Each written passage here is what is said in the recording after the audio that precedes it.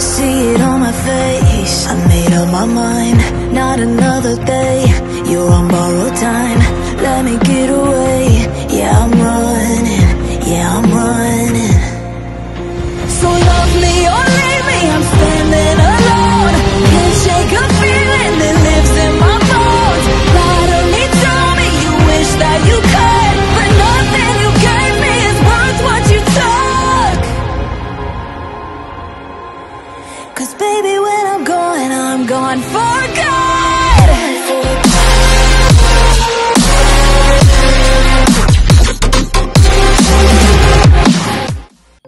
Di episode sebelumnya, dalam perjalanan pulang, kelompok Xiaoyan disergap oleh dua orang puncak Daozun. Pertempuran pun pecah dengan sengit.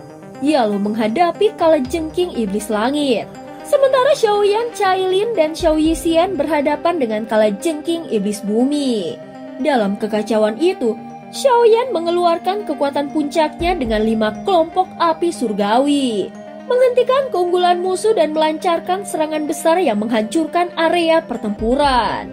Ren Hezi tewas di tangan Xiaoyan dan berhasil mendapatkan teknik Dao kelas Tian. Sementara musuh lainnya tewas di tangan Yalau. Xiaoyan juga akhirnya berhasil menggabungkan seluruh fragmen peta kuno yang selama ini dia cari dengan susah payah. Namun peta itu tampak biasa saja tanpa petunjuk yang jelas tentang lokasi api teratai iblis pemurnian. Dalam keputusasaan, dia membakar peta itu dengan api surgawi miliknya. Dan secara ajaib, garis-garis samar muncul menyingkap pesan bahwa api tersebut akan muncul 3 tahun lagi. Dan itu hanya akan dijinakan oleh seseorang di tingkat Daoseng. Harapan baru pun muncul namun tantangannya sangat besar. Ketika peta hendak disimpan kembali, cahaya misterius dari gambar teratai pada peta menyatu ke dalam dahinya. Dalam pikirannya terbentuk gugusan cahaya yang membuat nama seorang ahli legendaris Santo teratai iblis pemurni, pemilik asli api tersebut dari 10.000 tahun yang lalu. Yalo menduga bahwa cahaya itu adalah peninggalan warisan yang mungkin bermanfaat. Meskipun asalnya penuh misteri, namun masalah baru muncul. Untuk mendapatkan api tersebut, Xiaoyan harus mencapai tingkat Daoseng dalam waktu yang singkat. Akhirnya keputusan besar diambil. Xiaoyan memutuskan untuk kembali ke pavilium bintang jatuh dan mempersiapkan diri. Saat kabar tentang kemunculan pohon kuno Bodhisattva menyebar, dunia luar menjadi gempar. Pohon itu diyakini mampu membantu seseorang mencapai tingkat Daoseng. Dengan godaan yang sangat besar itu, akhirnya itu membuat para ahli dari berbagai penjuru bergerak menuju wilayah tanah gurun kuno. Pada saat ini Xiaoyan memilih tidak terburu-buru dan menjalani pelatihan keras termaksud menguasai badan kaca King Kong. Sebuah keterampilan yang memperkuat tubuhnya hingga setara baja. Setengah bulan berlalu, kekuatannya meningkat dengan pesat. Begitu pohon kuno Bodhisattva akhirnya muncul, dia bersama rekan-rekannya bersiap berangkat menuju wilayah itu dengan strategi yang matang. Pada saat ini setelah menerima instruksi dari Yalau, Xiaoyan memimpin kelompok kecil beranggotakan Cailin, Xiao Yixian, Qinglin, dan seorang tetua menuju timur laut. Wilayah tanah gurun kuno terletak di bagian timur laut Center Plains. Itu cukup jauh dari pavilium bintang jatuh. Meskipun kelompok Xiaoyan melakukan perjalanan paling cepat dan melewati beberapa lubang cacing di sepanjang jalan, butuh 6 hari sebelum mereka mencapai perbatasan bagian timur laut Center Plains. Di sepanjang jalan, mereka menyaksikan banyak kelompok lain bergerak ke arah yang sama. Jelas mereka semua tertarik oleh godaan harta karun yang tersembunyi di dalam wilayah terlarang tersebut. Pemberhentian pertama mereka adalah kota tanah terbengkalai, kota manusia terakhir dekat wilayah tanah air kuno. Biasanya sepi karena reputasi berbahaya di sekitar wilayah itu. Namun munculnya pohon kuno Bodhisattva menarik banyak perhatian dan menghidupkan kota itu. Kelompok Xiaoyan tiba terlambat dan mengirim dokter peri kecil mengumpulkan informasi sebelum melanjutkan. 2 jam kemudian, Xiao Yixian kembali dengan kabar buruk. Semua kelompok sebelumnya yang masuk wilayah itu tewas termaksud para ahli Daozun. Orang-orang ini semuanya telah terpikat oleh pohon bodhisattva kuno sampai kehilangan akal sehat mereka, ucap Xiaoyan menggelengkan kepalanya. Menyadari bahayanya, Xiaoyan memutuskan mengikuti kelompok ahli yang akan masuk besok dari jarak jauh. Berhati-hati mengamati tanpa gegabah.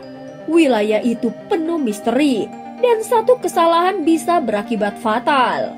Keesokan harinya ribuan orang berkumpul di luar kota tanah terbengkalai. Mereka datang dari berbagai penjuru tertarik oleh kabar kemunculan pohon kuno bodhisattva di wilayah tanah gurun kuno.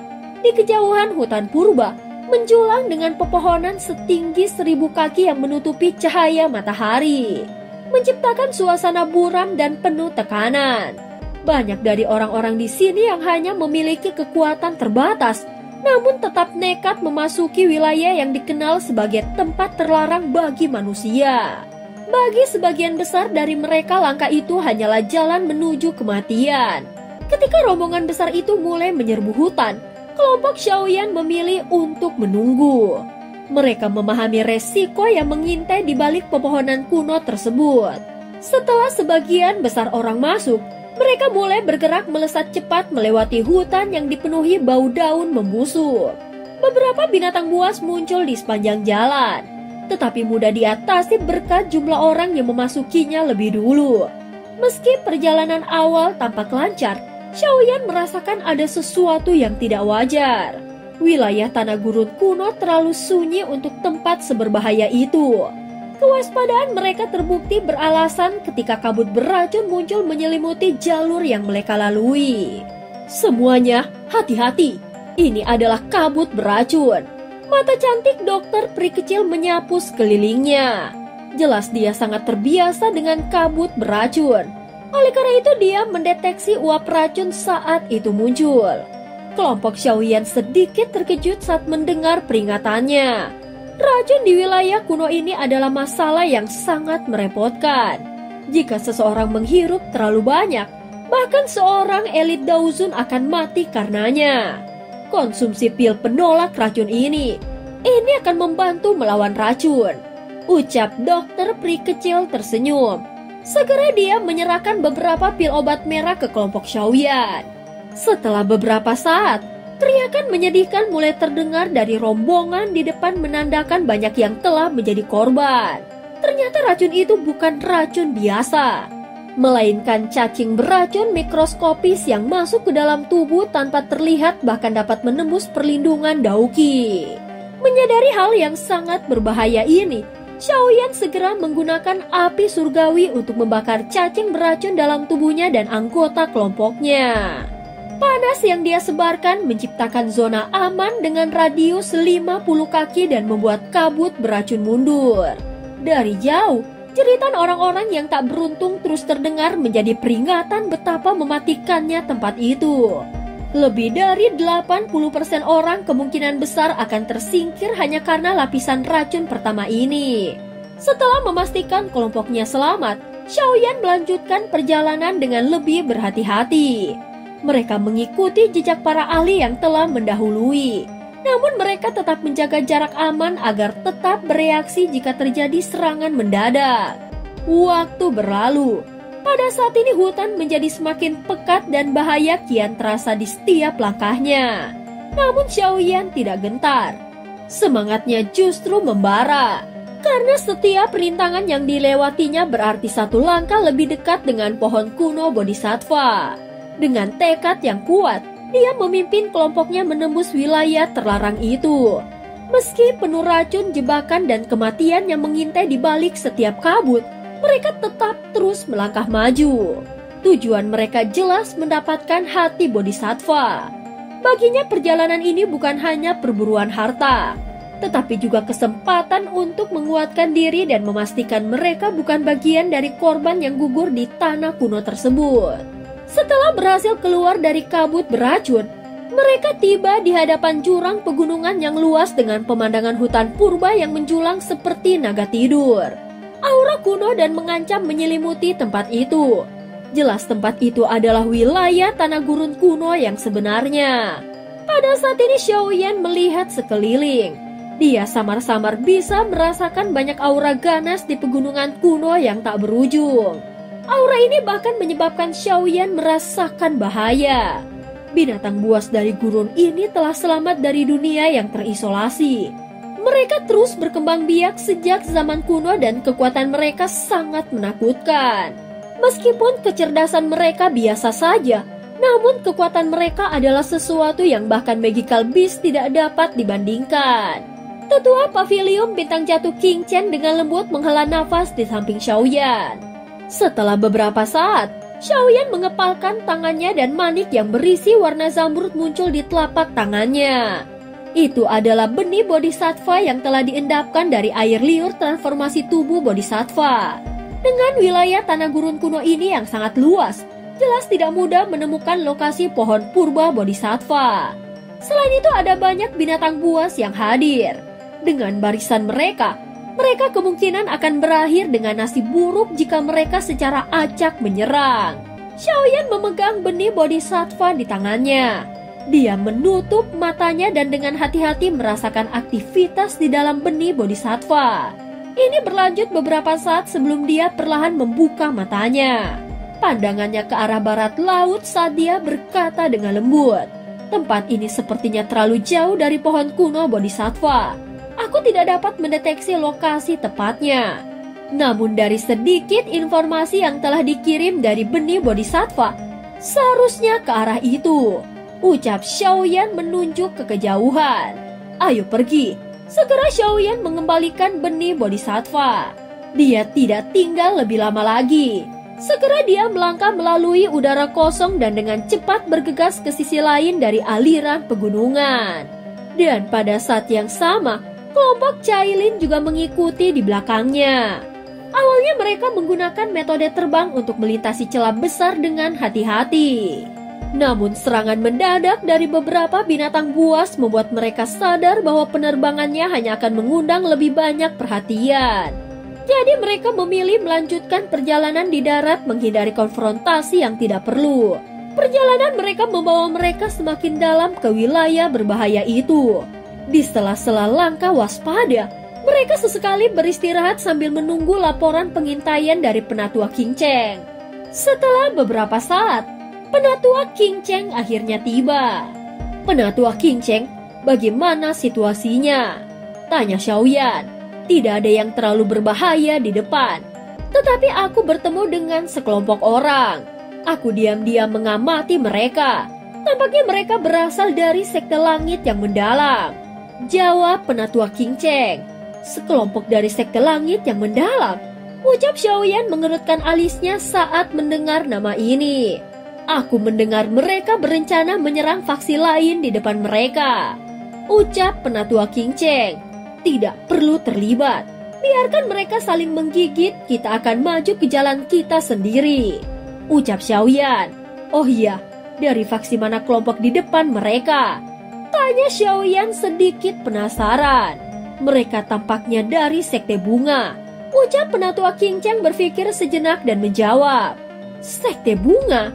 ucap terkejut Xiaoyan. "Para bajingan ini," ucap Xiaoyan sambil mengencangkan cengkraman tangannya.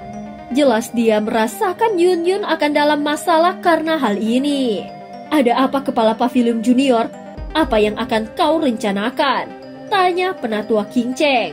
"Serang dan hancurkan sekte langit yang mendalam," ucap Xiaoyan perlahan berdiri. Suaranya yang samar mengandung niat membunuh yang sedingin es. Scene berganti. Di tengah pegunungan yang dipenuhi aura kuno, sekelompok anggota sekte bunga bergerak cepat untuk melarikan diri dari kejaran sekte langit yang mendalam. Pertarungan sengit sebelumnya telah membuat mereka kehilangan banyak kekuatan, termaksud gugurnya seorang penatua penting. Yun Yun, pemimpin sekte mereka, memimpin pelarian dengan wajah tegas meski situasi semakin memburuk. Di sisinya Nalan Yanran ikut berlari dengan wajah cemas menyadari bahaya yang semakin mendekat. Sekte langit yang mendalam ternyata telah mengatur penyergapan dengan kekuatan yang jauh lebih besar. Mereka memiliki 2 Daozun bintang 9. Sementara sekte bunga kini hanya menyisakan sedikit penatua dengan kekuatan terbatas. Rencana pelarian menjadi semakin sulit dan posisi mereka semakin terdesak. Namun pada saat ini, Yunyun berusaha tetap tenang sambil merencanakan cara terbaik untuk menyelamatkan murid-muridnya. Yunyun menepuk bahu Nalan Yanran dan berkata, "Jika saatnya tiba, guru akan bertarung dan membiarkanmu melarikan diri. Jangan repot-repot tentang hal lain. Hal terpenting adalah melarikan diri hidup-hidup," ucap Yunyun. "Bagaimana dengan guru?" Nalan Yanran tanpa sadar berteriak setelah mendengar perintah gurunya. "Menjadi kepala sekte dari sekte bunga, pada akhirnya aku harus bertarung," ucap Yunyun menggelengkan kepalanya sedikit. Ekspresinya berubah tiba-tiba dan tubuhnya tiba-tiba berhenti. Pada saat yang sama dia meraih Nalan Yanran di sampingnya dan tiba-tiba menariknya kembali. Angin kencang tiba-tiba bertiup dari depannya saat Yunyun telah mundur. Angin kencang mengubah pohon besar. Tempat mereka berdua berdiri sebelumnya menjadi debu. "Hahaha, kepala sekte Yunyun, kalian semua tidak akan bisa melarikan diri. Mengapa kalian masih dengan keras kepala menolak? Selain itu, ini adalah berkahmu karena wakil kepala sekte kami mendambakanmu.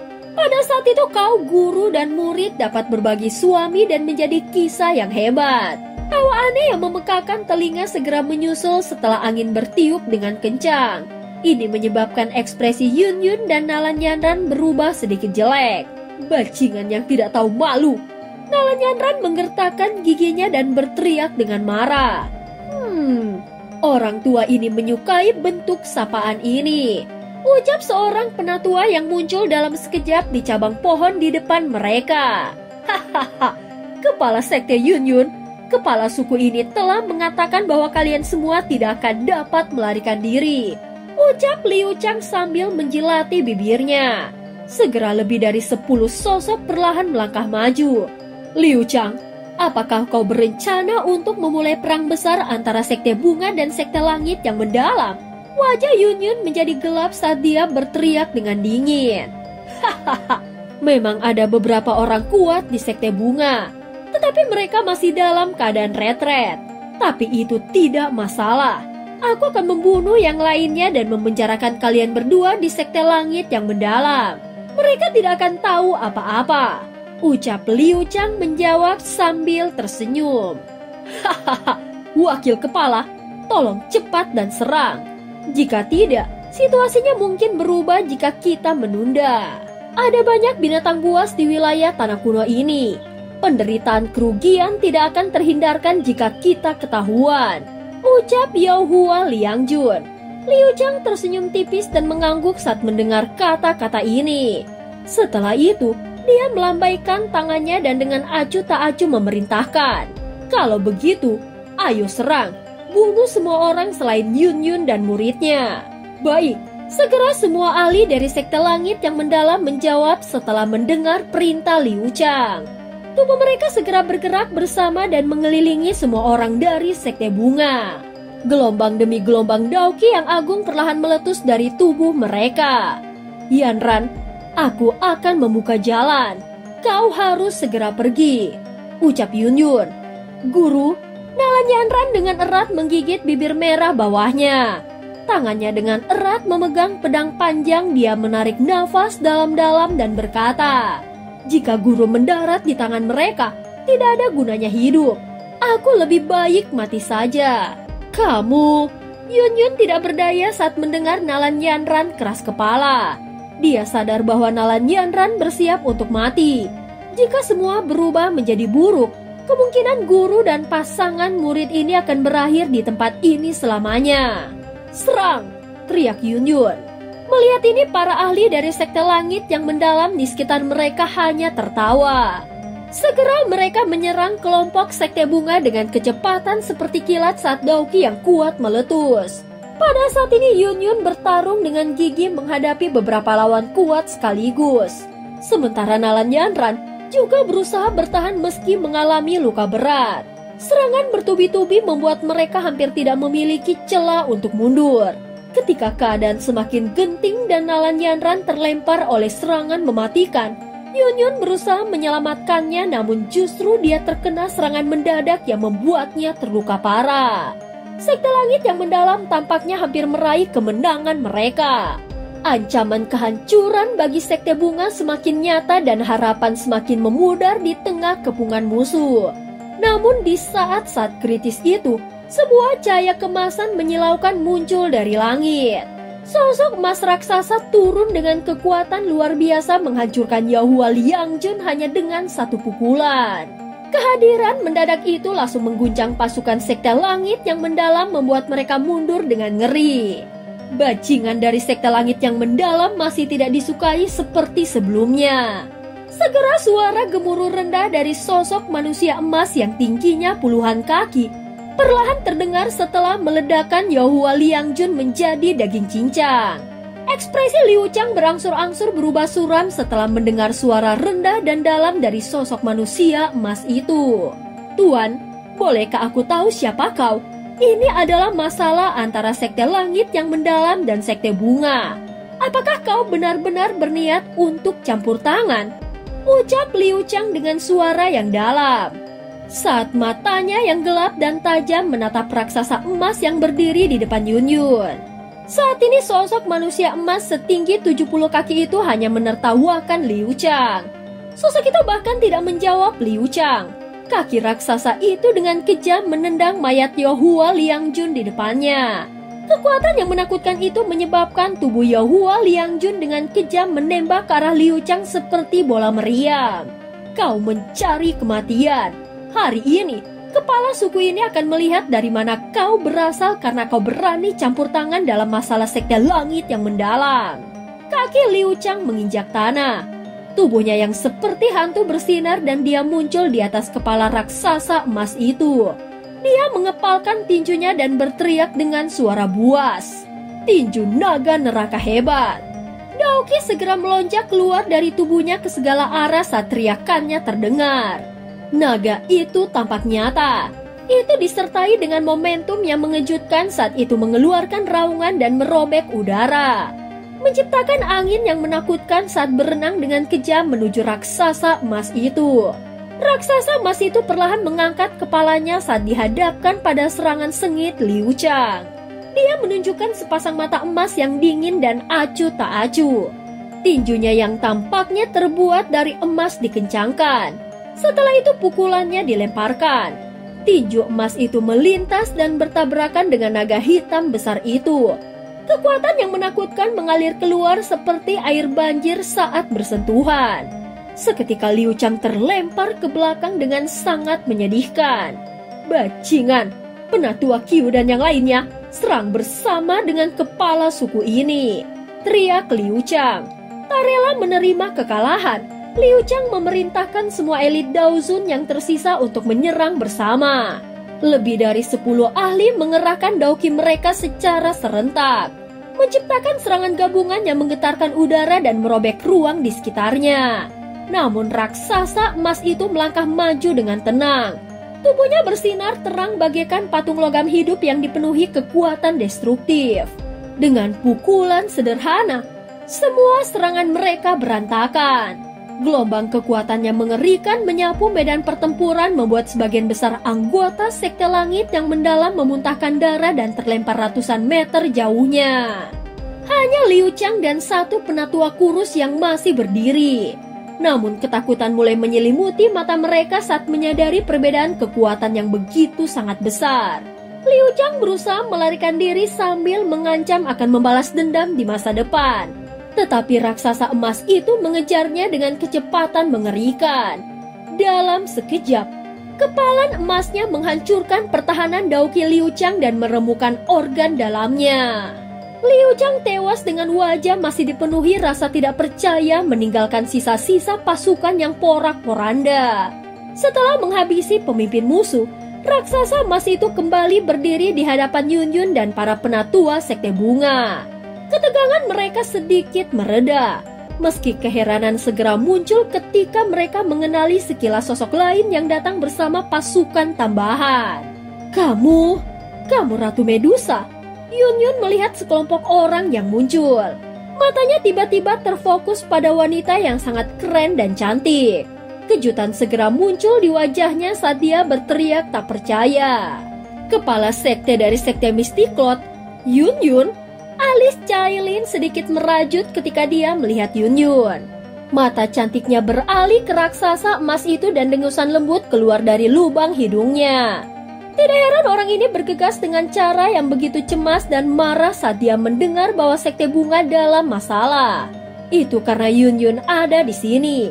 Yunyun sedikit terkejut saat melihat Cailin menoleh. Dia sepertinya tiba-tiba teringat sesuatu. Matanya yang terkejut mendarat di raksasa emas saat dia bergumam. Xiaoyan, sosok cantik Nalan Yanran di sisinya sedikit membeku saat mendengar suara Yunyun. Dia mengangkat kepalanya dengan cara yang sangat tertegun.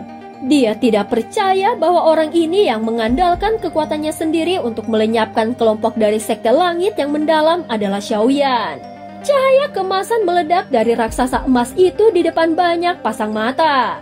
Tubuhnya dengan cepat menyusut dalam waktu singkat itu telah berubah menjadi sosok Xiaoyan. Hahaha, kau baik-baik saja, ucap Xiaoyan. Iya, kami baik-baik saja, ucap Yunyun. Setelah pertarungan sengit di wilayah tanah air kuno, Xiaoyan segera membagikan pil obat kepada Yunyun dan para penatua memulihkan kekuatan mereka yang telah terkuras. Pertemuan ini juga mempertemukannya kembali dengan Yunyun dan Nalan Yanran. Dua sosok yang memiliki hubungan masa lalu dengannya serta Cailin yang pernah menjadi lawannya. Meskipun suasana di antara mereka terasa tegang, kehadiran Xiaoyan menjadi penentu agar kelompok tersebut dapat bertahan. Dan cerita pun berakhir. Terima kasih udah dengerin Mihu dari awal sampai akhir ya. Sampai jumpa.